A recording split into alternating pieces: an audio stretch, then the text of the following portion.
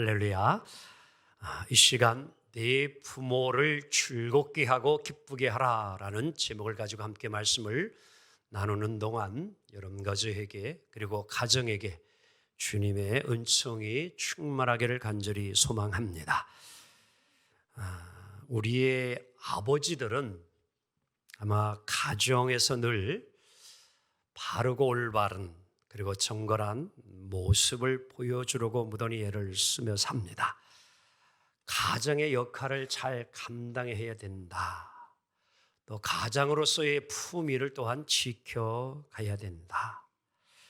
이런 것들이 아마 자녀들에게는 때로 엄격한 모습으로 보여지기도 했을 것입니다. 또 그렇게 해야 아버지의 권위를 유지할 수 있다고 생각을 했습니다.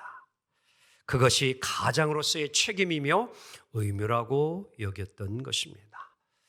세상에 나가서 몸이 부서져라 참 수고하고 땀을 흘리며 수고한 이유도 오직 가정을 위하여 또 자녀를 위하여 행한 모습이라 이렇게 볼 수 있습니다. 하지만 사실 우리 아버지들에게는 숨겨진 뒷모습이 있습니다. 겉으로는 아닌 것 같지만 내면으로는 때로는 쓸쓸하고 외로울 수 있는 것입니다. 그래서 가끔씩 때로는 아내로부터 인정을 받고 싶어 합니다. 자녀들로부터도 역시 존경을 인정을 받고 싶어 합니다. 이런 아버지가 되기를 원하는데 그러나 실상은 그렇지 않은 경우가 있음을 하나의 이야기가 우리에게 들려주고 있습니다. 참 헛헛한 이야기가 될 수 있는데 중학생 딸을 둔 40대 아버지의 이야기입니다. 회사에서 밤늦게까지 일을 하고 그날은 야근 당직을 해야 되는 날이었습니다. 모두가 다 퇴근을 하고 홀로 남아서 이제 저녁을 먹고 있는데 왠지 모르게 피로와 함께 더불어서 참 스트레스가 오게 되어졌습니다. 갑자기 외롭고 쓸쓸한 마음에 잠시 일을 멈추고 집으로 전화를 하고 싶었습니다. 중학교 다니는 딸의 목소리가 듣고 싶었기 때문입니다. 어떤 특별한 목적이 있는 것은 아니었습니다. 내가 뭘 바라는 것도 아니었습니다. 그저 그냥 딸 목소리만 들어도 이러한 허전한 마음을 달랠 수 있겠다라는 생각으로 전화를 했습니다. 신호음이 들려옵니다. 수화기 저편에서 들려오는 딸의 목소리를 생각하니 입가에 미소가 번집니다. 보통은 아내가 받았지만 그날따라 오늘은 좀 딸이 받았으면 좋겠다라고 했는데 참 딸이 전화를 받았습니다. 아빠야? 엄마 지금 연속 보고 있는데 잠깐만 엄마 바꿔줄게. 아니야. 아빠가 말하기도 전에 전화기를 놓고 엄마를 불러. 엄마! 아빠 전화야! 그러니까 엄마가 듣고 대답을 합니다. 야, 무슨 일이냐고 네가 한번 물어봐. 엄마 지금 바빠. 아이 그냥 엄마가 받아. 야, 나 연속곡 봐야 돼. 왜 이렇게 귀찮게 굴어? 마지못해 아내가 전화를 받습니다.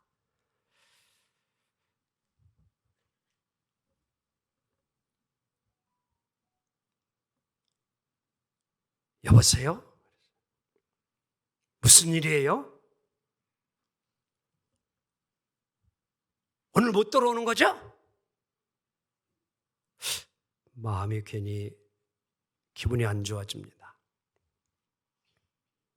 듣지 않아야 할 대화를 들은 것처럼 마음이 무거웠습니다. 그러면서 하는 얘기가 아내가 아니 무슨 일인데 전화했어요? 왜 아무 말도 없어요? 더 이상 할 얘기 있겠습니까? 그러니까 남편이 아니야 그냥 오늘 늦게 들어가. 그리고 전화를 끊었습니다. 차라리 전화를 하지 않았다라면 왠지 가슴이 적적합니다. 힘듭니다. 여러분, 가족에게서 전화가 걸려올 때 어떻게 받습니까? 혹은 아버지에게서, 어머니에게서 전화 왔을 때 어떠한 태도로 전화를 받습니까? 아니, 자녀들이 전화 왔을 때 어떻게 전화를 받고 대화를 나눕니까? 우리는 잊지 말아야 합니다. 가까울수록 다정하게, 가까울수록 친절하게, 가까울수록 사랑스럽게 전화 받아야 합니다. 이것이 가족이에요.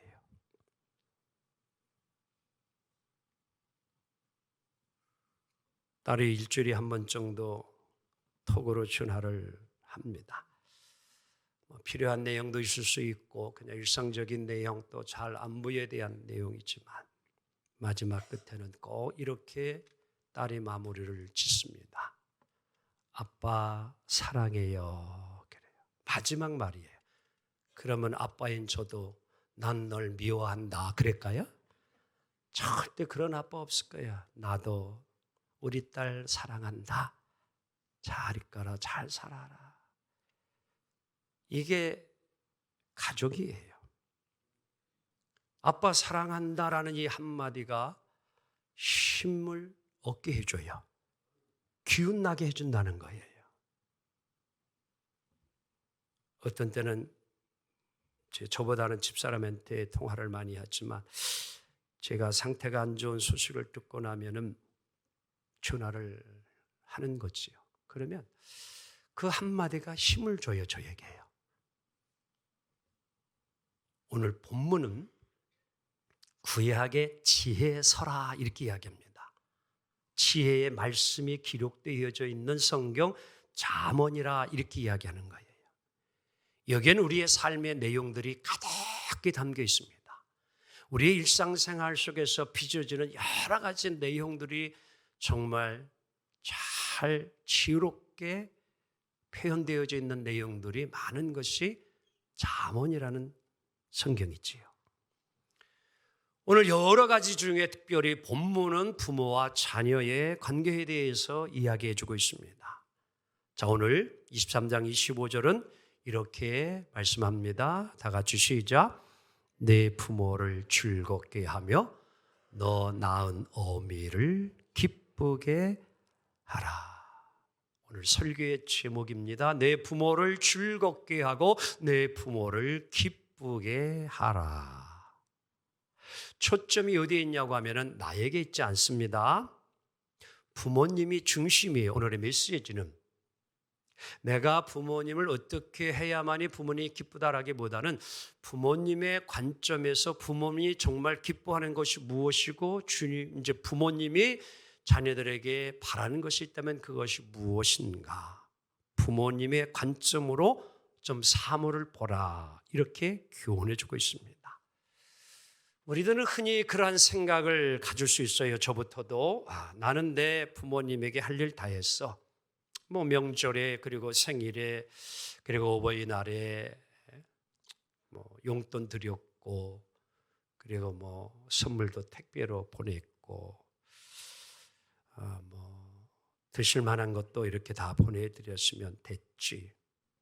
여러분들 이렇게 생각을 하고 내가 책임을 다 했다고 여러분들 생각하십니까? 오늘 성경은 그렇게 하면 그것도 잘하는 거지만 중요한 것은 우리의 마음속에 얼마나 부모님을 향한 진실이 담겨 있는가를 보고 있습니다. 선물이 비싼 거냐 고급스러운 거냐가 중요한 게 아니에요.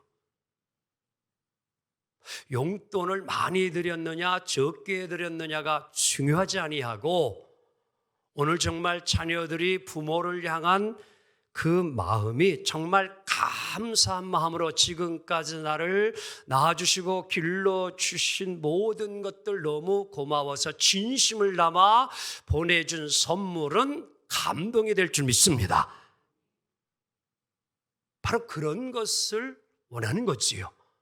비싸고 고급스러우고 용돈을 많이 보내주는 것이 아니라 정말 부모를 진심으로 사랑하고 고마워하는 마음이 있는가라고 하는 것이죠.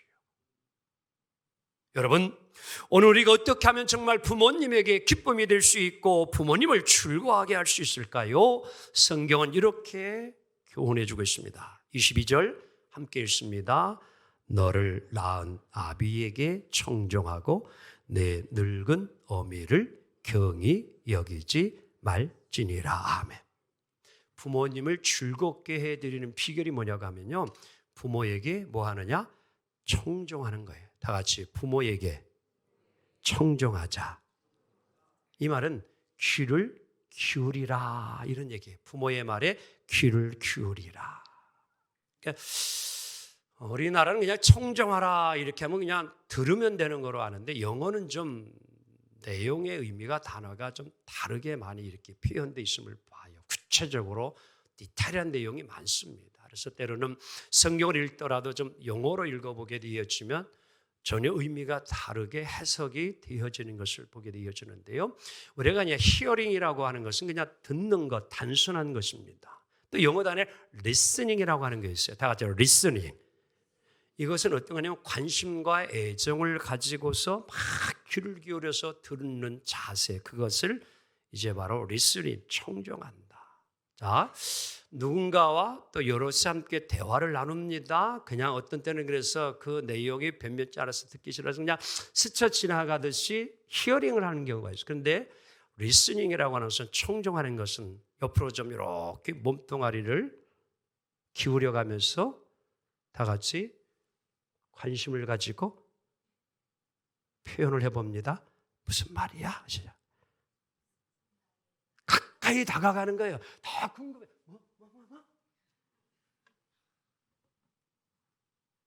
이게 청종이라는 거예요. 판소리에는요, 소리꾼이 있어요. 근데 이 소리꾼이 이제 노래를 할 때에 혼자 하지 않고 반드시 소리꾼에게는 옆에서 북이나 장구를 쳐주면서 장단을 맞춰주는 고수가 있습니다. 그래서 이제 이 소리꾼이 이제 스토리를 쫙 이어가면서 이제 노래를 탁 불러가면은, 듣고 있다가 한 소절이 딱 끝나면 고수가 탁 치면서 얼씨군,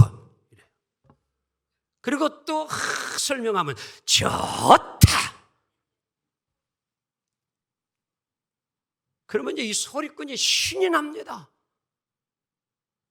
우리 한번 옆 사람에게 손을 탁 들고 하이파를 해봐요. 맞아. 그래봐. 시작. 맞아.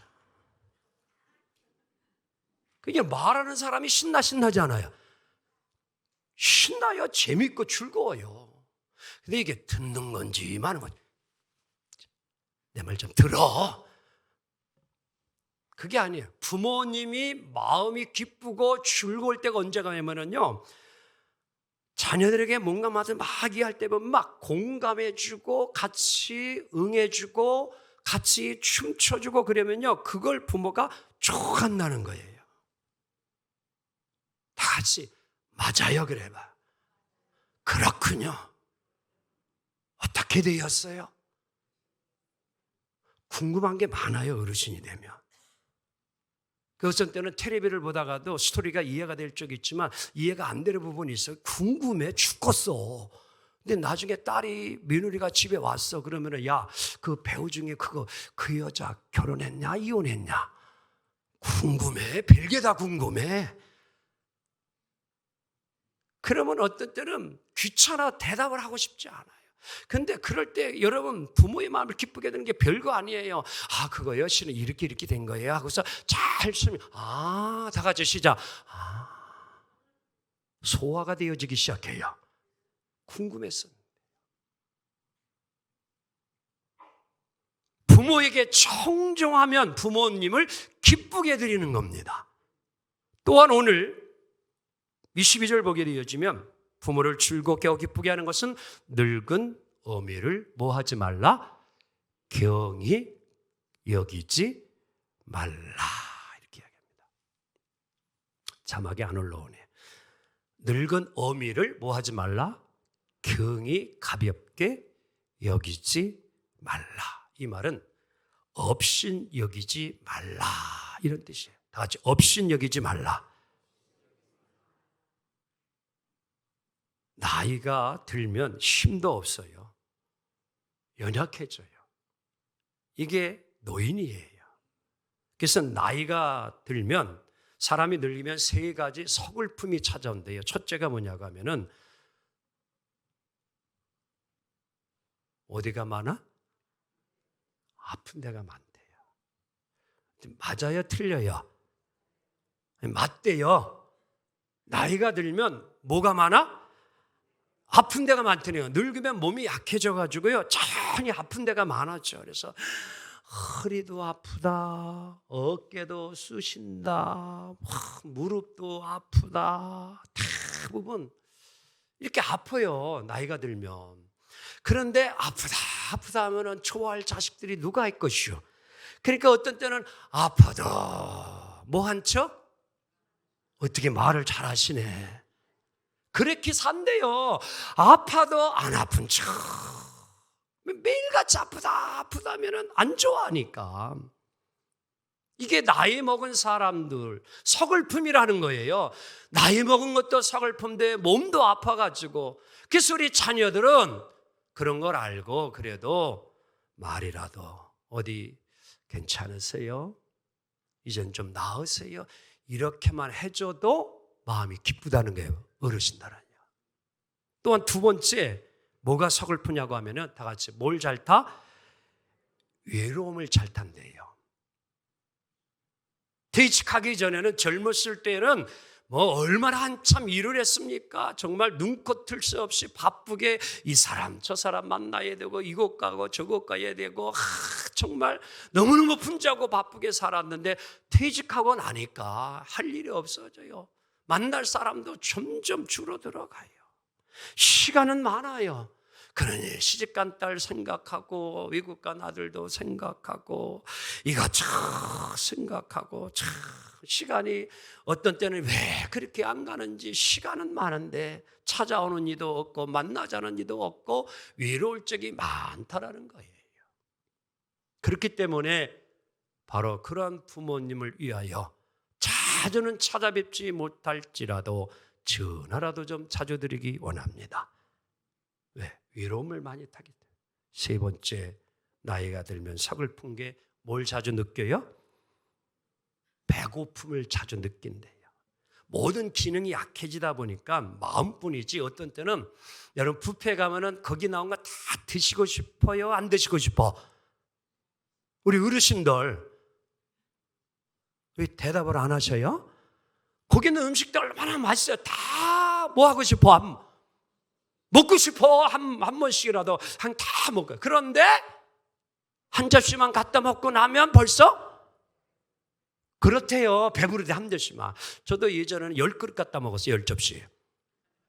근데 지금은요. 저도 이게 나이는 못 속인다는 말이 그런 것 같아요. 죄송해요. 어르신들.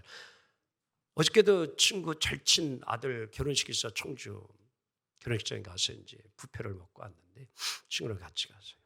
한 접시 딱 갖다 먹고 났는데 그다음 또 먹고 싶은 뷔페 얼마나 많아요. 예전 같으면 기본은 3접시, 과일까지 커피 타임 하면은 4접시는 해야 그래도 이게 양이 찼는데 지금은 어저께도 그랬어. 한 접시 딱 갖다 먹고 나니까 더 이상 별로 생각이 없어요. 그래서 조금 섭섭할 것 같아가지고 그래서 과일 조금 하고 이제 음료 이렇게 친구랑 같이 먹고 이제 말았는데 이게 왜냐면 한꺼번에 많이 먹지 못한다는 거예요.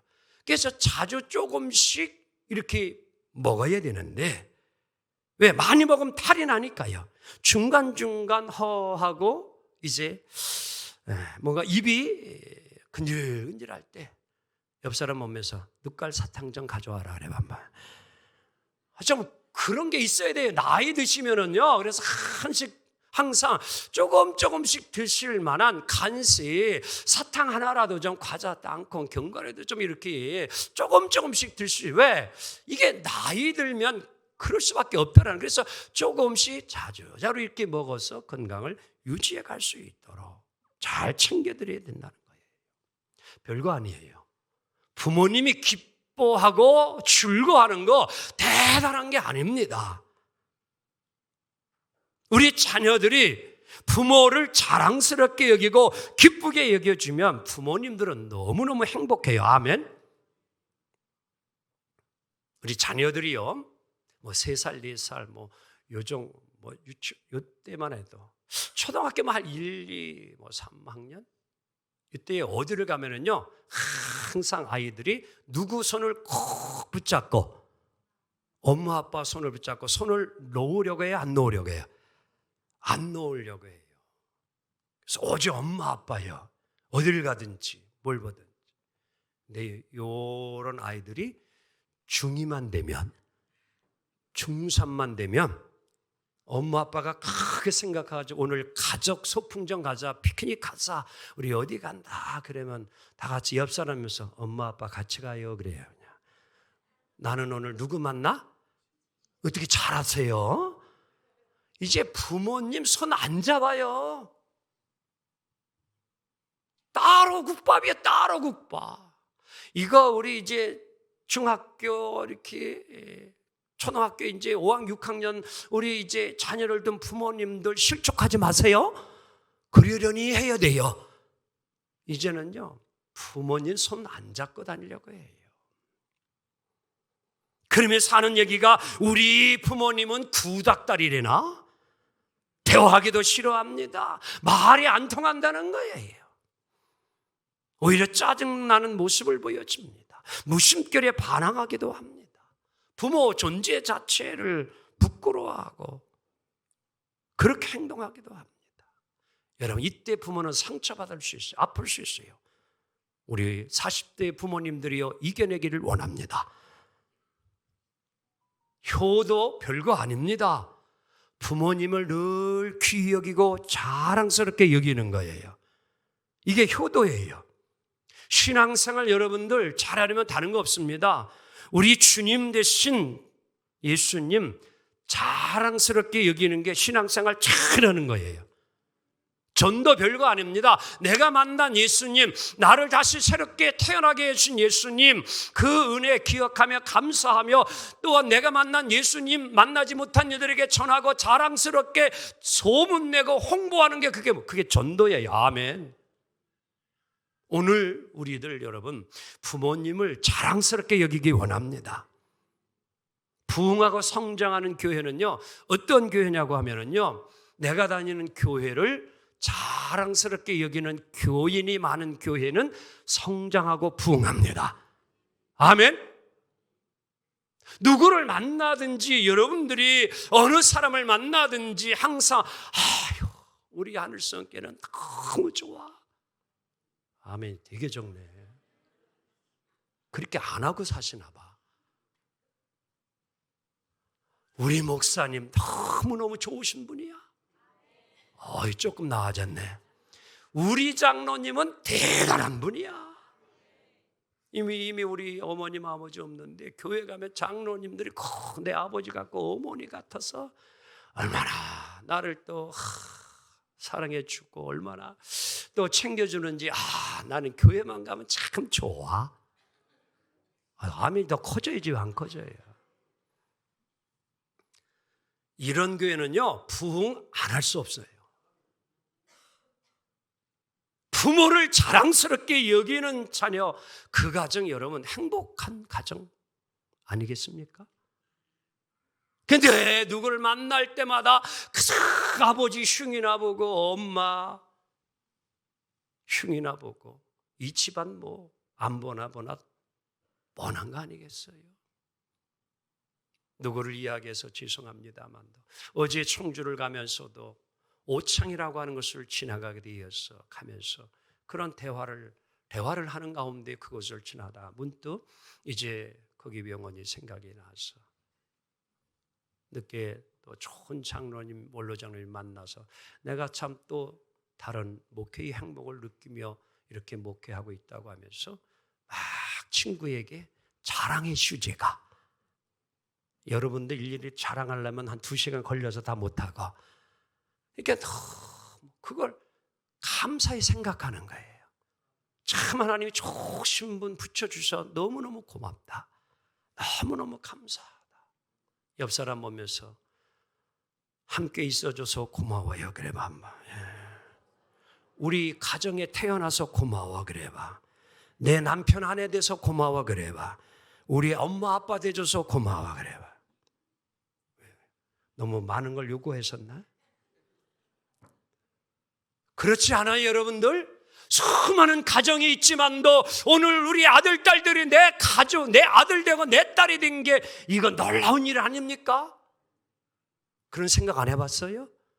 속 터져서 얼른 없어졌으면 좋겠어요? 이런 게 왜 우리 가정에 태어나가지고 하필이면 나를 이렇게 고생한다고 그렇게만 느껴져요? 아니잖아요.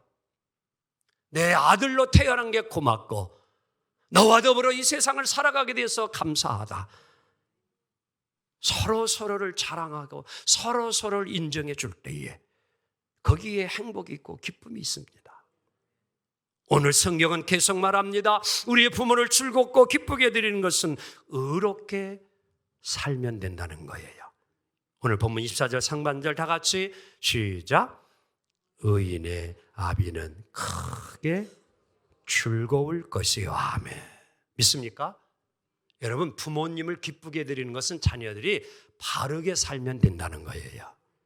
의롭게 사회에서 정말 바르게 올바로 살면 부모님은 그것이 기쁘다는 거예요. 근데 전화가 띠링 하고 받았다 보니까 여기 지금 아산 경찰서인데요. 혹시 정모동 아버지 되세요? 그런데요. 그러니까 잠시 좀 조사과로 출두해야 될 것 같습니다. 이거는 뭔 일 저질렀어? 좋은 일이요? 안 좋은 일이요? 경찰서 조사과에서 부른 거는 상 주는 일 전혀 없어요.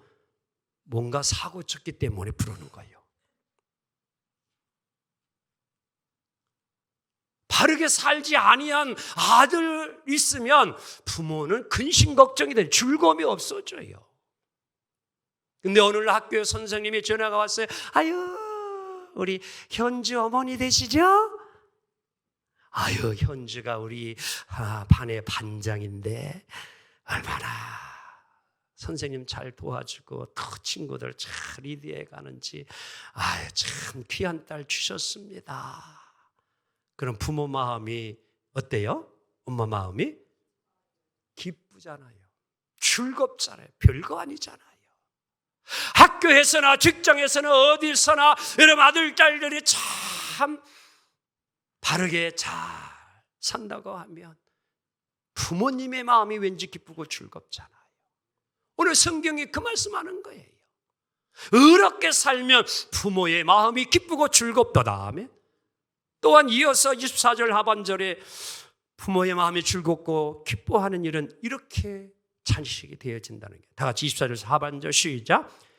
지혜로운 자 그로 말미암아 즐거울 것이니라. 우리 한번 옆 사람에게 아유 똑똑한 자식 두었네 그래 봐봐.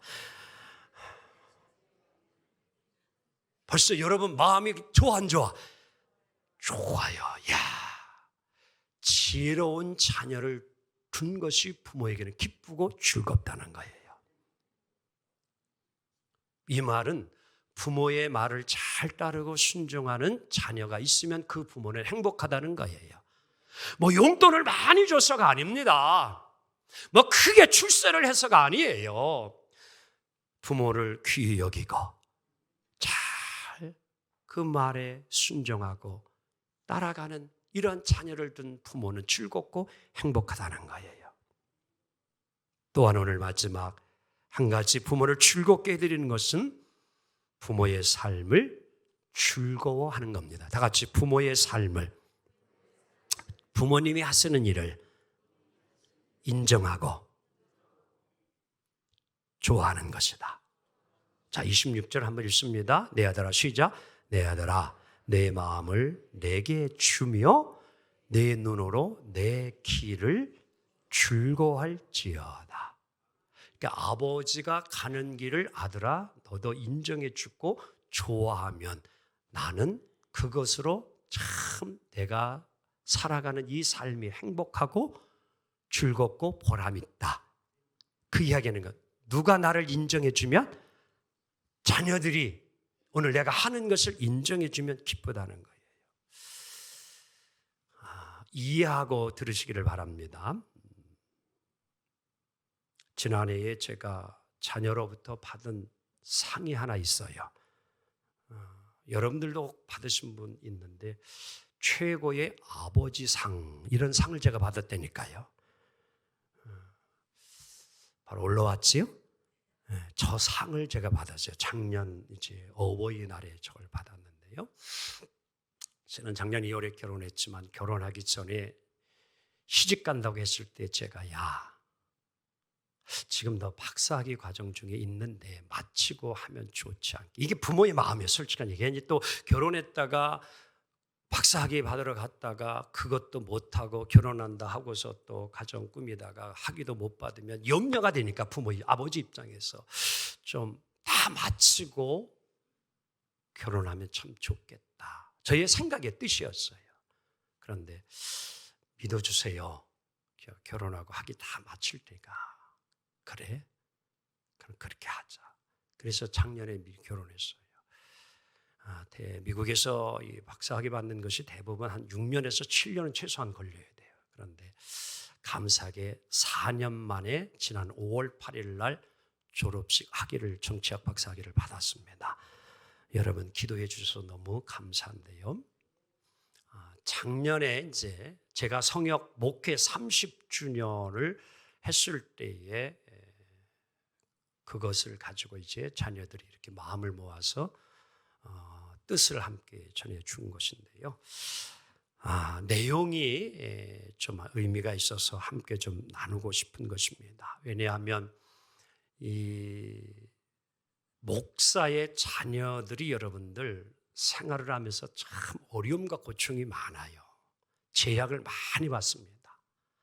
무슨 말을 하나 하더라도 행동을 하나 하더라도 항상 자신들에게 들려오는 이야기가 뭐냐면 목사 딸이 또는 목사 아들이 그러면 된다 안 된다.